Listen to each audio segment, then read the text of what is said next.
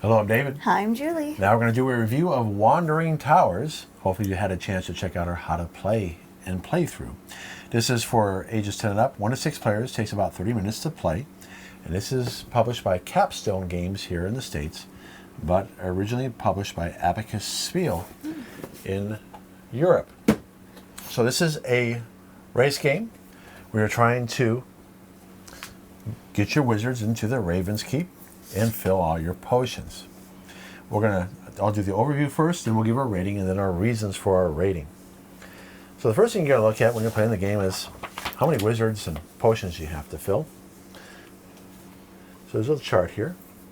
And so notice, with 2 players, you must play with blue and yellow, and we're going to play with 5 wizards and 6 potions. And you can see that you have less wizards with more players and less potions you have to fill,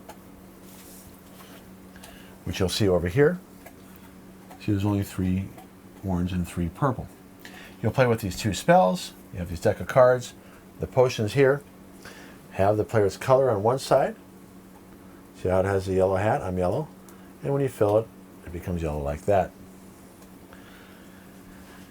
Setup for the towers. Here's your Ravenskeep. You want to get your wizards in here. So we got to get all 5 of our wizards in there. And like I said, fill all 6 of our potions. You'll see that there are towers with these emblems on it. It alternates between towers with that emblem and without. And the reason why is because once a wizard goes in the tower, this Ravenskeep will move to an emblem that doesn't have a wizard. So the Ravenskeep will be moving around too. And the way you do the setup here, depending on the number of players, it goes blue, player 2.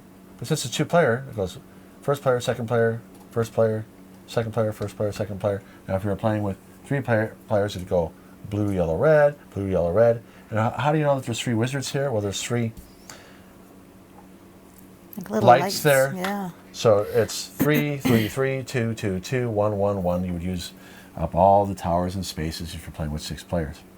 Each player gets 3 cards, which you see here, and that's how you're going to move your wizards and the towers around, because towers can cover up wizards. And you want to do that because it slows people down, and that's how you fill out potions. So when you look at a card here, you're going to play 2 cards per turn, or you can discard your hand and get 3 new cards. But you must play 2 cards even if you cannot carry out the action. So let's say, for instance, all my wizards are covered or they're in the Ravenskeep, and I got to fill up my potion, a potion or 2 still. If this is a card I play and I don't have a wizard that I can move, because you can only move your wizards, you play the card, nothing happens. So that's possible that you can play a card where you cannot move a wizard. But you always will be able to move towers. That's never going to be something that you cannot do. Which is nice. So you play 2 cards on your turn.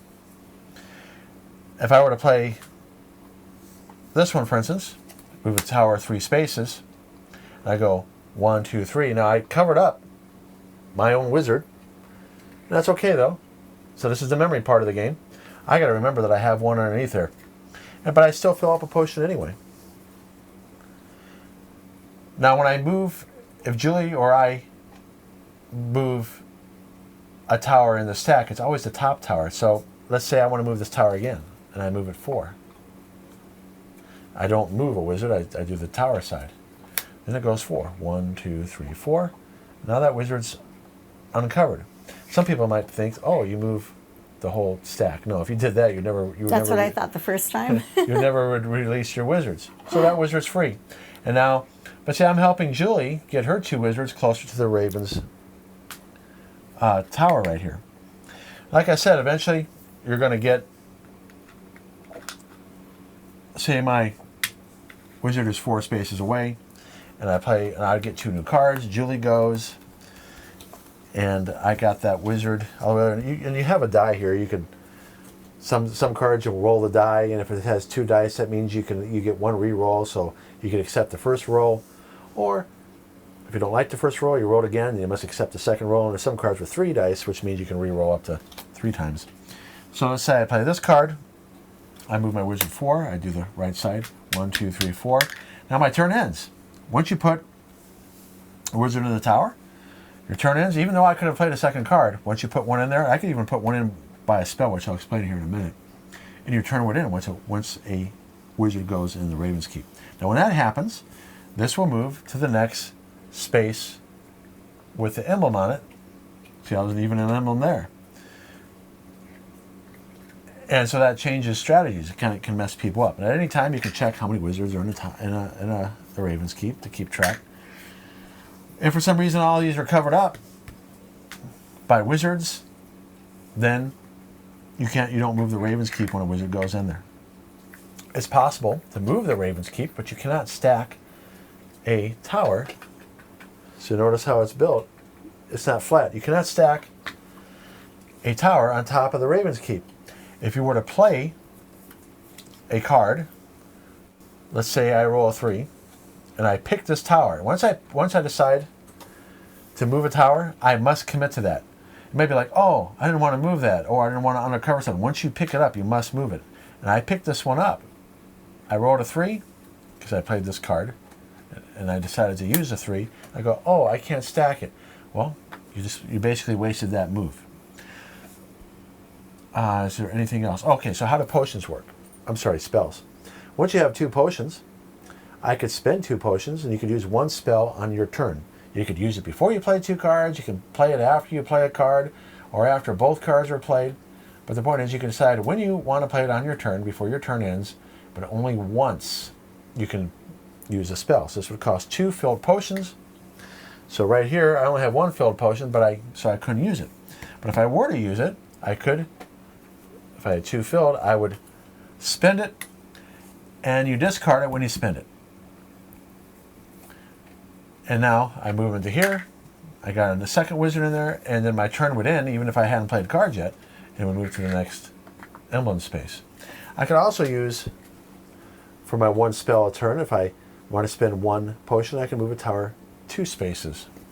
And you'll see that there are a whole bunch of spells that you can play with for variety. See, this is where you can move the Ravenskeep. See how it has wings on it? Mm-hmm. Okay. That's cool. And it has a appendix here which explains what they all do. And that's pretty much, you keep on playing until, depending on the number of wizards you have, in this case a 2-player game, until all 5 wizards are in the Ravenskeep and you filled up all your potions. You might be thinking like, well, what if you get all your wizards in the Ravenskeep? You will have to cover up the other, you wouldn't be able to play any cards that move wizards. Mm-hmm. If all you're in the Ravenskeep, you'd have to cover up the other player's wizard. Now it's possible, I guess, that you could, both players can get in a 2-player game, all their wizards in the Ravenskeep and not have filled up their potions. I don't think the rules address that. But so anyways, you play 2 cards, draw 2 cards, and you keep on doing that until you meet both victory conditions. And if there's a tie, let's say, because you play an equal number of turns, that's why you have a first player marker. If we both get all of our wizards and potions on in the same turn, then you count who has the most unfilled potions left.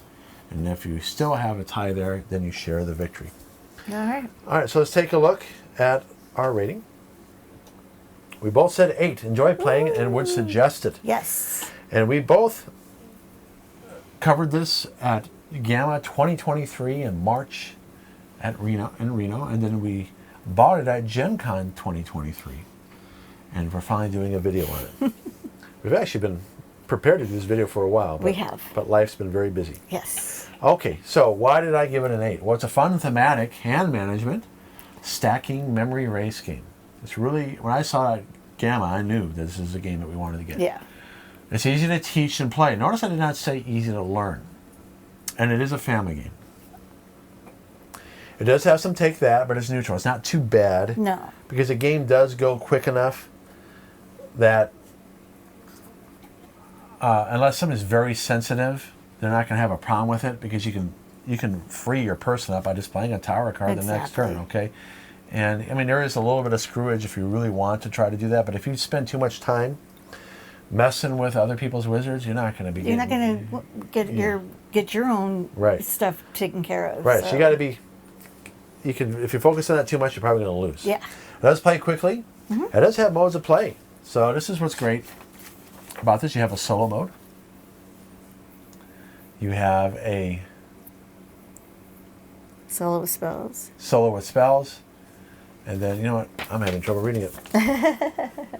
Then you have cooperative mode, which we haven't tried yet. No, they haven't. And then you have a nasty variant, Oh, which we haven't tried either. no. Now, I'll leave that here. You can pause it and read it. Maybe that's something you want to play or not play, depending on the group of people that you game with. There's a team variant. And there's even promo tiles you can get that we haven't tried yet either. Cool. So it has decent pieces and art. So you do have to put these together. And you got to be careful with this one. If you lift it up like this, this will pop off and the pieces can spill. So you got to be careful and have it locked in here really well. It has a good storage box, and these have to be put together. So it will take a little bit of time. Someone pointed out online that there actually is a shadow here and a shadow here. And they were so type A about it, they made sure they were lined up. I didn't. I didn't realize it. So when you put these together, realize that there is shadow in the art if you really want to be type A. That's funny. So the art is nice. Yeah. And this is linen finish cards, as they call linen finish, but it's a foil stamp. So this good quality there. This is good thickness. You have wood meeples. And they're stylish enough. Mm-hmm. Got the little hats on. And like I said, this is thick enough if you're careful with it. Okay, so what's the next thing? All right, so the rule book is challenging to learn correctly. I'll explain a couple rules that you can get wrong. It does lack examples. The text and graphic size, especially for the setup, is so tiny. Oh, jeez. You actually might have to use your phone to zoom in. So look right here, for instance. See that right there? You can figure it out now on a camera, right? Yeah. But it's hard to see a little bit at a distance because you got to set up in that order because of the lights. Oh, yeah. And then here, when you start, even here, it can be hard to see. And the text size is tiny. And it does lack examples. So when I talk about buried rules, one thing that we played wrong. We were filling potions and then spinning them and saying, oh, they're empty. I guess we got to fill them again. I said, well, how does this game ever end?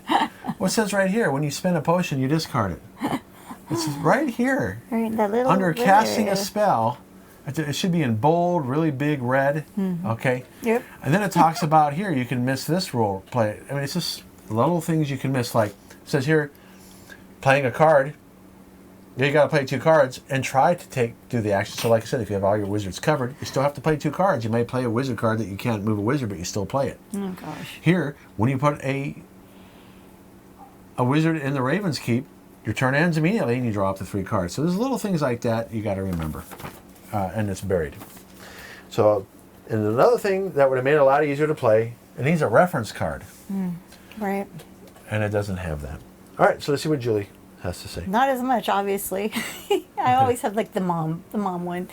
I think the art's really good. It's really happy looking. It's just very sweet. It is a fun memory erase game, and which is really good for my brain because there are lots of times when you watch the playthrough or how to play, we're like, where's our guy again? I don't remember. So it is good to try and work on that. Pieces, as David said, are really good quality. I found it easy to learn and play because he taught it to me.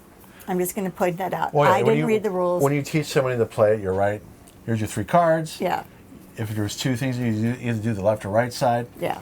And it's... So it was easy for me to pick it You up. might have to go over the spells a little bit, how they work. Yeah, but that's not a big deal. Yeah. I think the playtime is really good with 2, even 3 players. It goes by super fast.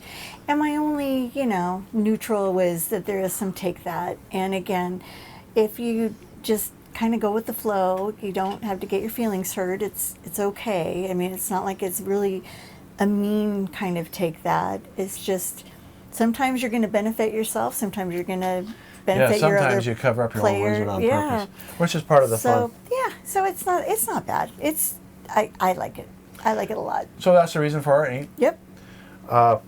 Yeah, I knew this would be a good game when we saw it, And it is. and it is. and we It's really recommend fun. it. Highly recommend Would it. you like Kramer, Wolfgang Kramer? We have Downforce is probably our favorite race Oh game. yeah, my dad loved that game. And we have a few other of his games as well. Yep. All right, so thanks for watching. Thanks so much, you guys. We look forward to seeing you in the next video. Take All care. right, bye-bye. Bye.